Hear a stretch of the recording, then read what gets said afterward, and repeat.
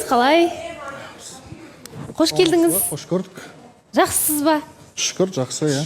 Кездесу, таныстық болып жатыр ма сіздерде? Болды, иә. Фото-видеоларыңыз бар ма? Иә, бар. Көріп алайық, иә? Қалай өтті екен?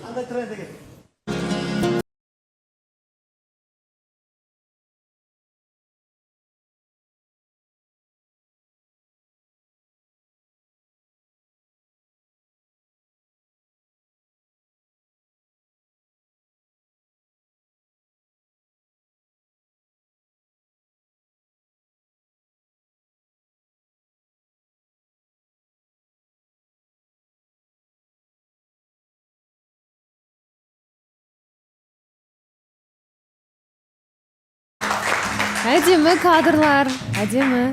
Иә, Балауса ханым, бұл кездесу алдында біз осы жерден шыққан кезде орын алған болатын.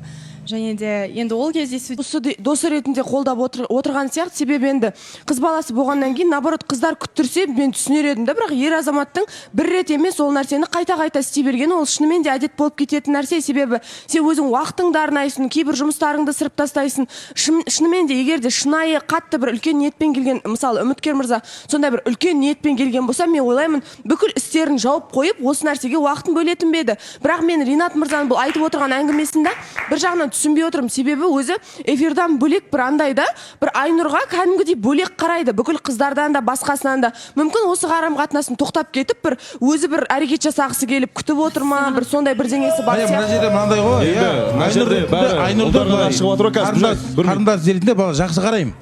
Сыйластығымыз түзеу. Есейтен бір жағынан қарсам мен досым, мен онда жақта отқан жоқпын. Жоқ, сіздің бір жақсы жеріңіз қарындасым дейді екенсіз да, ылғи, бірақ жақындайды екенсіз. Енді білмеймін, барлығы көріп жүр ғой, жалпы мен бекерден бекер айтпаймын ғой негізі. Барлығы нені көріп жүр, білмеймін, әлде Ринаттың Айнұрға көңіл. Бізге тықпа, мен Айнұрды жақсы сыйлаймын. Ақылына көркі сай қыз. Мына жерде отырған қыздардың қарағанда ақылы ұшан теңіз. Уже қарағанда. Мен ондай дурак емеспін. Досым келген қызға мен көз салатындай. Ондай кішкентай баланың қылығын істемеймін. Екіншіден, үшіншіден, Айнұр, сен ойды білмейсің ба, сен сөйлеме вообще.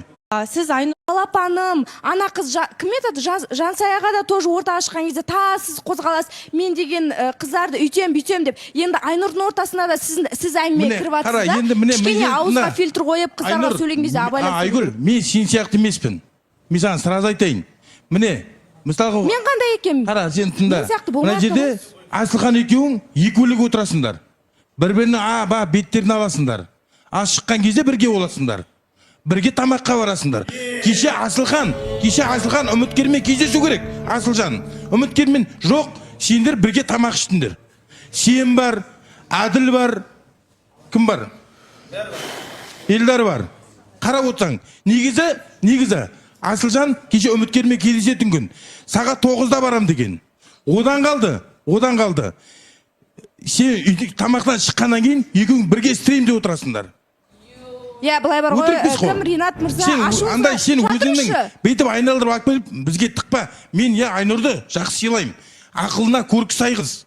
Мына жерде отырған қыздардың қарағанда ақылы ұшан теңіз. Уже қарағанда. Мен ондай дурак емеспін. Досым келген қызға мен көз салатындай. Ондай кішкентай баланың қылығын істемеймін.